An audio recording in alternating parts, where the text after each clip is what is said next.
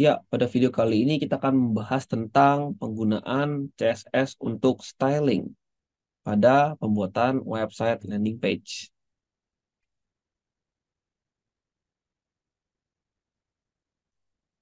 Adapun outline pada materi kali ini, pertama itu kita akan membahas tentang konsep dasar dari CSS itu sendiri, bagaimana dalam mengatur tampilan visual dari sebuah halaman website. Lalu ada beberapa properti CSS yang digunakan, baik itu untuk mengubah warna, ukuran font, dan tata letak dari elemen-elemen di dalam landing page. Dan yang terakhir kita akan membahas tentang selektor dari CSS, bagaimana untuk mengatur dari gaya tampilan pada halaman secara spesifik. Pertama kita membahas tentang konsep dasar dari CSS. Jadi CSS ini adalah kepanjangan dari Cascading Style Sheet, di mana sebuah bahasa pemrograman yang mendefinisikan dari konstruksi dari sebuah style. Di mana konstruksi style ini kita bisa mengatur jenis huruf, warna, dan tata letak yang ada. Nah, CSS ini sendiri digunakan untuk mendeskripsikan bagaimana informasi pada halaman web itu diformat atau ditampilkan dalam sebuah browser. HTML dan CSS dapat digabungkan bersama. Ya, berikut adalah CSS sintaknya. Kita bisa lihat bahwa di dalam aturan CSS ini memiliki dua bagian utama, yaitu selektor dan satu lagi yaitu berupa bagian deklarasinya. Selektor biasanya adalah elemen HTML yang ingin Anda beri style. Dan setiap deklarasi terdiri dari beberapa properti dan nilai. Properti adalah atribut dari style yang ingin Anda ubah. Setiap properti memiliki nilai. Jadi jika kita bisa lihat di sini, H1 adalah menandakan sebuah selektor. Atau kalau paling gampangnya, selektor bisa disebut dengan beberapa tag HTML yang ingin kita ubah stylenya, gayanya. Lalu ada deklarasi di sini, yaitu berupa properti dan nilai yang kita tentukan, seperti colornya, font size-nya, dan nilai yang mewakili isi dari properti tersebut. Lalu di sini ada beberapa properti CSS. Yang pertama untuk background. Ya, di sini kita bisa lihat bahwa ada beberapa background CSS properti yang kita bisa gunakan. Lalu berikutnya lagi ada properti CSS untuk bordering, untuk memberikan garis bingkai pada HTML kita. Baik itu border top, border right, bottom, left, dan sebagainya. Lalu ada juga sini properti CSS untuk font. Ini untuk tulisan.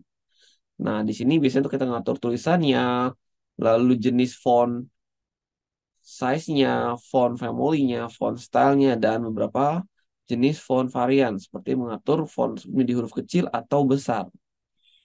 Lalu kita bisa mengatur margin, yaitu bagaimana margin ini adalah margin top, right, bottom, left, ataupun margin untuk mengatur secara keseluruhan elemen yang ada.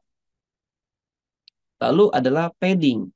Nah, padding ini adalah mengatur jarak pada elemen konten bagian atas, kalau untuk padding top, dan padding right untuk bagian kanan, padding bottom untuk bagian bawah, dan padding left untuk mengatur konten bagian kiri.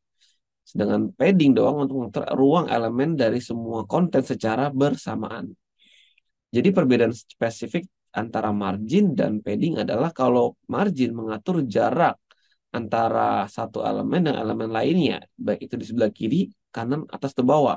Sedangkan padding adalah mengatur konten tersebut di dalam sebuah bingkai sehingga jarak antara konten dengan bingkainya kita bisa atur apakah dia mendekati dari bordernya atau menjauhi dari bordernya. Lalu ada properti CS untuk mengatur lebar dan tinggi, width, height, dan max width, max height, min width, dan min height. Lalu ada properti CSS untuk mengatur teks. Ya, baik itu tulisannya, lalu kita bisa memberikan arah tulisannya, mengatur jarak spasinya, jarak garisnya, posisinya, baik itu center, left, right, ataupun justify, sampai kita bisa mengatur jarak spasi, yaitu menggunakan word spacing antar kata ataupun antar teks. Lalu juga ada beberapa properti CSS untuk menampilkan display. Nah, display ini sangat penting dalam pembuatan landing page, di mana kita bisa mengatur dari tampilan yang ada. Baik itu kita memberikan display inline, memberikan desain background berbeda dari satu elemen atau elemen lainnya, atau display inline block. Jika kita tidak menampilkan atau jika layar tidak memuat, maka otomatis membuat baris baru. Dan ada juga properti CSS untuk membuat border radius. Ini biasanya untuk membuat garis melengkung dari border. Kita bisa atur garis melengkung dari setiap border itu apakah kita atur posisinya melengkung seberapa jauh, baik itu di posisi atas, kanan bawah, ataupun kiri bawah. Yang terakhir adalah property CSS position. Nah, properti CSS position ini adalah mengatur dari posisinya, baik itu posisi berupa absolut, fix, relatif, ataupun statik. Berikutnya kita akan masuk ke dalam submateri, yaitu selektor CSS. Nah, selektor CSS ini dibagi menjadi dua, yaitu ID dan kelas. Kalau ID selector adalah berbicara soal kita akan membuat suatu style yang unik terhadap satu elemen saja. Jadi sifatnya adalah kita akan memberikan suatu styling yang unik pada elemen-elemen tertentu saja. Nah, biasanya ID selector ini menggunakan atributnya ID di elemen HTML-nya dan pada CSS-nya didefinisikan dengan tanda pagar atau hashtag. Kalau kelas selektor adalah bicara untuk menentukan sebuah styling atau gaya tulisan atau gaya dari sebuah fontnya untuk sekelompok elemen. Jadi bisa lebih dari satu elemen kita bisa menggunakan kelas selektor.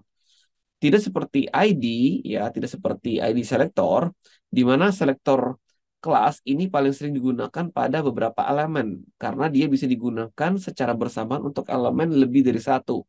Sedangkan ID selector itu hanya bisa digunakan untuk satu elemen saja dan itu untuk unik elemen.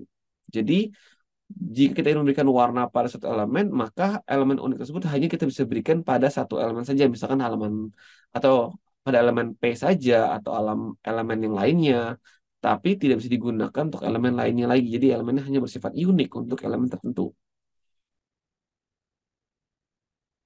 Kelas vektor itu menggunakan atribut kelas HTML berupa kelas dan didefinisikan dengan tanda biasanya titik. Ya, berikutnya contoh dari selektor CSS ID, di mana kita bisa lihat bahwa ini penggunaan CSS secara internal, di mana ada sebuah tag CSS ID name. Jadi CSS ID name ini kita bisa berikan nama ID yang bebas untuk setiap elemennya. Kita bisa mengganti nama ID ini sesuai dengan keinginan kita. Dan kita deklarasikan di dalam style type text CSS ini dan kita berikan properti dan nilainya. Dan berikutnya adalah contoh dari selektor CSS class, di mana pada kali ini contohnya kelas ini juga sama seperti ID, kita bisa berikan nama dengan bebas, nama sesuai dengan keinginan kita, dan nama kelas ini akan kita definisikan, deklarasikan di dalam text style, dan di dalamnya kita bisa berikan properti dan nilainya. Properti ini adalah berupa properti CSS yang tadi sudah saya terangkan pada slide sebelumnya. Ya, berikut adalah beberapa referensi yang digunakan pada materi kali ini. Dan demikian maka berakhir pula sesi pada materi kali ini tentang membahas CSS.